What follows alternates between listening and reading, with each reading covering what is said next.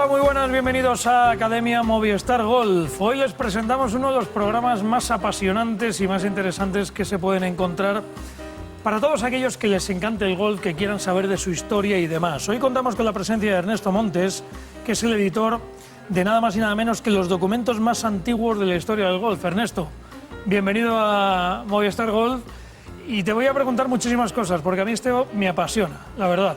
Perfecto, gracias por invitarme.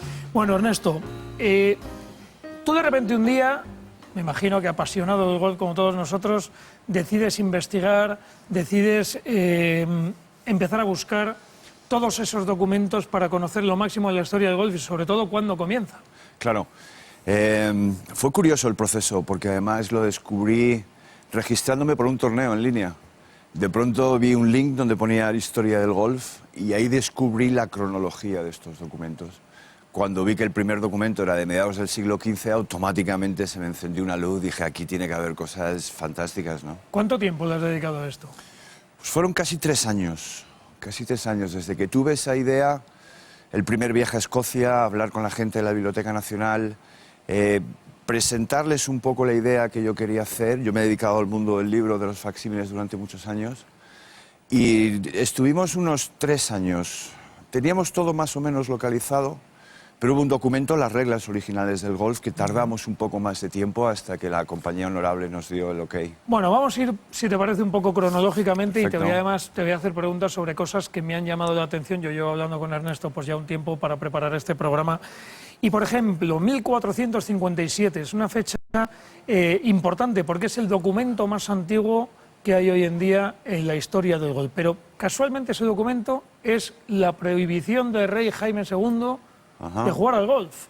Efectivamente, el primer documento en el que tenemos constancia escrita del juego del golf es esa prohibición famosa que mucha gente conoce. Una curiosidad es que se prohibió jugar al fútbol y al golf. Los dos deportes fueron prohibidos. Fíjate que dos deportes para el Reino Unido, ¿eh? Efectivamente.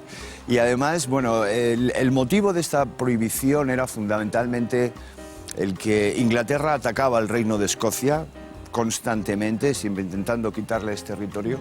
Entonces, en esa época, los soldados eran los paisanos, era la población. Entonces, el rey lo que quería es que la gente practicara el tiro con arco. Entonces, viendo que todo el mundo estaba practicando juegos y que nadie prestaba atención a lo que era importante para el reino, el rey decidió prohibir eso. No fue el único, además, ¿no? Porque Jaime III y Jaime IV también lo prohibieron. Efectivamente, durante toda la segunda mitad del siglo XV el juego estuvo prohibido. Una cosa curiosa, que en el único sitio donde se mantiene esa prohibición hoy en día es en el Campo Viejo de Sant Andrews. El campo donde los domingos no se juega al golf. El único domingo del año que se juega al golf es el domingo del Open, efectivamente. Que además te puedes encontrar a gente pues paseando a su perro por el Old Course y demás, ¿no? Un campo tan emblemático. Claro. Y que se convierta en un parque público prácticamente, ¿no? Efectivamente, además las autoridades del pueblo, reconociendo el dominio, por decirlo de alguna manera, de los habitantes, no era solamente para jugar al golf, sino para que tiraran con arco, para que pasearan al perro, para sus días de asueto.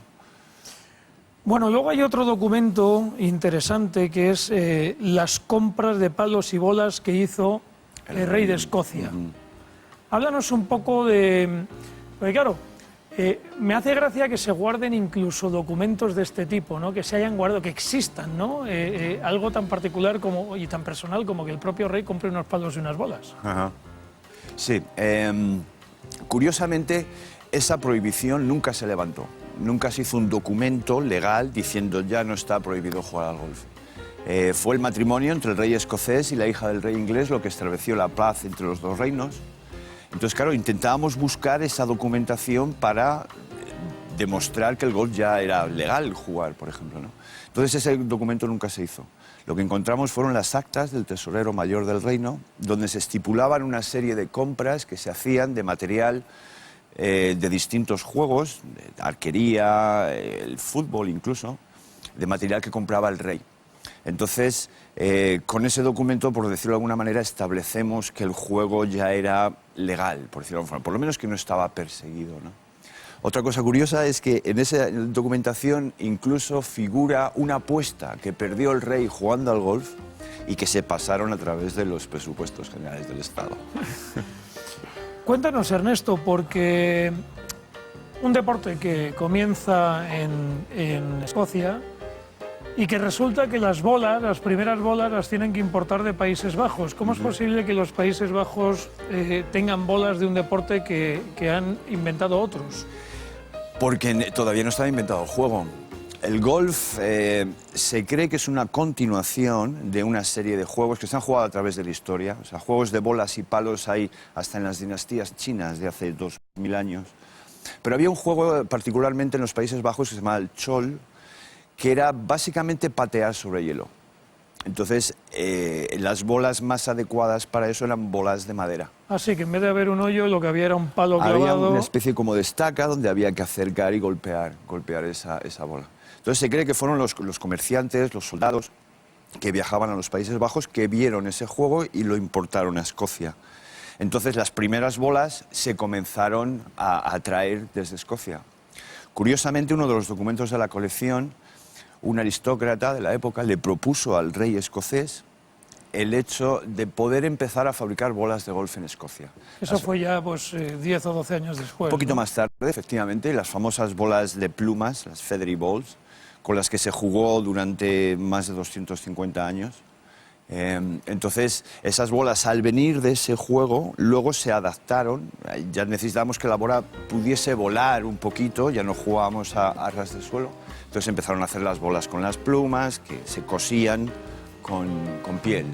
Ernesto, los americanos son muy suyos, ¿no? Ellos siempre han dicho que el golf se inventó allí en vez de aquí, ¿no? En St. Andrews. Yo creo que con toda esta documentación les podemos quitar toda la idea de que han sido ellos los pioneros, sobre todo porque, aunque ya existía el continente, lógicamente, pero se descubrió en 1492 y en 1457 el rey Jaime II ya lo prohibió. Es decir, se debía llevar practicando tiempo. Efectivamente. Si el primer documento escrito es una prohibición es porque antiguamente ya se jugaba, ¿no? Hay muchos malentendidos en cuanto a la historia del golf, ¿no? Todo el mundo pensamos que St. Andrews es la cuna del golf. De hecho, cada vez que se menciona St. Andrews se menciona como la cuna del golf, cuando en realidad la cuna del golf es Edimburgo. El primer torneo que se organiza para jugar una competición se organiza en Edimburgo. La compañía de golfistas de St. Andrews no se formó hasta 10 años después de ese torneo. La compañía de golfistas de St. Andrews aceptó las primeras reglas que se establecieron del golf en 1457. Las aceptaron al pie de la letra. Entonces, todo ese origen viene más que nada de Edimburgo que no de St. Andrews. Porque claro, las reglas del golf, cuando este juego se está practicando desde hace tanto tiempo allí en Escocia y demás, ¿cómo deciden y quién se encarga de estipular? Me imagino que lo decidirán porque comienza la competición, pero ¿quién se encarga de escribir esas reglas del golf? El Ayuntamiento de Edimburgo, el Consejo de la Ciudad de Edimburgo, decide escuchar una petición de los golfistas del momento para que se organice una competición similar a la que se organizaba con el tiro con arco, que era la competición de la flecha de plata. Entonces, el ayuntamiento decide escuchar esa petición, deciden organizarlo, compra el trofeo del palo de plata, pero no había reglas. Entonces es el ayuntamiento que se pone en contacto con la Honorable Compañía de Golfistas de Edimburgo, la asociación de golfistas más antigua, y son ellos los que elaboran esas 12 reglas originales con una regla local que es la regla número 13, pero son ellos efectivamente los que las elaboran. Ya nos has contado un poco cómo comienza tu investigación y por qué, ¿no? Pero me gustaría que nos contaras, Ernesto, cuáles son los lugares a los que te has tenido que dirigir para sacar toda esta documentación, para ver la importancia que tiene, ¿no? Porque esto no serán papeles que tenía alguien en su casa. ¿Estos documentos de dónde los has sacado? Pues la mayor parte de los documentos están conservados entre la Biblioteca Nacional de Escocia y los archivos del Parlamento escocés. Toda la documentación del siglo XV, siglo XVI, las prohibiciones, la documentación del tesorero mayor del reino están conservadas en los archivos. Y la inmensa mayoría del resto están conservadas en la Biblioteca Nacional de Escocia. Hay uno que son las reglas, volvemos siempre a las reglas, es muy importante, que aunque está conservado en la biblioteca, pertenece a la Compañía de Golfistas de Edimburgo. Cuéntanos algunas anécdotas que te hayan sucedido durante toda esta investigación o que hayas podido leer o encontrar que no hayamos comentado hasta ahora. podemos Me dedicar imagino que podríamos estar horas. un programa a cada uno de los documentos, eso es cierto, pero fundamentalmente la gente de la Biblioteca Nacional y del Archivo estuvieron a favor de este proyecto desde el principio. De hecho, ellos también se sorprendían de que nadie hubiese hecho, incluso ni ellos mismos hubieran decidido hacer una cosa así. A nivel institucional el apoyo fue total, pero fue más a nivel particular, los personajes, la gente que fui conociendo, que me pusieron en perspectiva un poco de lo que era el juego antiguamente. Hoy en día todos con la televisión, los grandes torneos, es posible que hayamos perdido un poco la esencia de lo que es el juego, esa lucha. Vemos a Tiger, a Rory pegar esos golpes increíbles y creemos que siempre es así y para nada, ¿no? Pero hubo una persona, un historiador, Archie Baer, una persona que cuando le conocí tenía ya 86 años, creo. Tuve el placer de jugar con él 18 años al golf, con él, con su perro, que le llevaba atado a la bolsa. Y este hombre es una persona, probablemente de los historiadores más importantes del mundo del golf, pero él sí que me presentó una serie de puntos de vista que hoy en día nos resultan muy chocantes, ¿no? Él, por ejemplo, estaba en contra del golf profesional. Decía que el golf profesional había hecho daño al golf. Precisamente por eso, dice, muchas veces os sentáis delante de la televisión y ves a los grandes jugadores jugar también al golf y nos creemos que esa es la meta. Y esa es la meta de una muy pequeña minoría. Los demás tenemos que sobrevivir como podamos en el campo de golf, ¿no? Y eso influye en la forma en la que piensas, en la forma en la que reaccionas, muchísimas veces hasta los inconvenientes que te arroja el juego de por sí.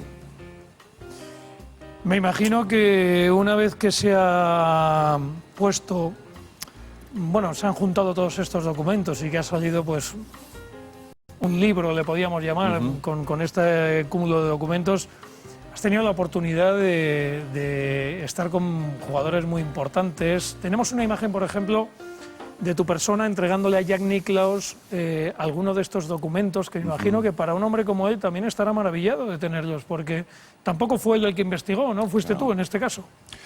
Sí, tuve fundamentalmente el placer y el honor de conocer a Jack Nicklaus, a Arnold Palmer, ha fallecido hace poco. Incluso con Tom Watson tuve el placer de jugar al golf con él. ¡Qué maravilla! Esa fue una experiencia importante. Yo le regalé una colección con motivo de sus 60 cumpleaños, que fue el mismo año... Watson. A Tom Watson. El año de Tamberry. El año de Tamberry, efectivamente. A Jack Nicklaus le conocí en la fiesta de cumpleaños de Tom Watson. Y la verdad que yo no esperaba ni siquiera estar yo allí. O sea, fue a través del hijo de Tom el que montó todo esto. Dijo, bueno, vente a Kansas, juegas con nosotros, le das la colección y luego vienes a casa, ¿no? Con Arnold Palmer, por ejemplo, estuve en Bay Hill visitándole. Cuando entré a la reunión me dijeron que iba a estar 10 minutos con él, que me diera prisa. Estuve casi hora y media, no me dejaba irme, no paraba de hacerme preguntas de cómo has conseguido esto, de qué manera. Claro, es que es maravilloso, ¿no? Tengo incluso unas cartas amabilísimas que me enviaron con palabras de reconocimiento por el trabajo. Aquello fue una experiencia muy importante, la verdad que gratificante como golfista y al mismo tiempo gratificante como aficionado que personas de esa talla te reconozcan el trabajo. Ernesto, estamos terminando ya. Arnold Palmer, Tom Watson, Jack Nicklaus, evidentemente, pues es un regalo tuyo, pero si alguien se quiere hacer con un ejemplar de esto, ¿hay posibilidad de ello o no? Sí, evidentemente hay posibilidad. Esto no está disponible, nunca ha estado disponible en ningún sitio. ¿Esto no se vende? Siempre los he vendido yo personalmente. No se puede encontrar en tiendas, no se puede encontrar en distribuidores. Esta es una exclusiva que conseguí con las instituciones propietarias de los documentos. Es una edición limitada, numerada, única, de 2.500 copias a nivel mundial. No se pueden hacer reproducciones nuevas, o sea, es lo que hay 2.500 y nada más. Ponerse en contacto conmigo a través de mi página web y yo les mandaría la información y veríamos a ver.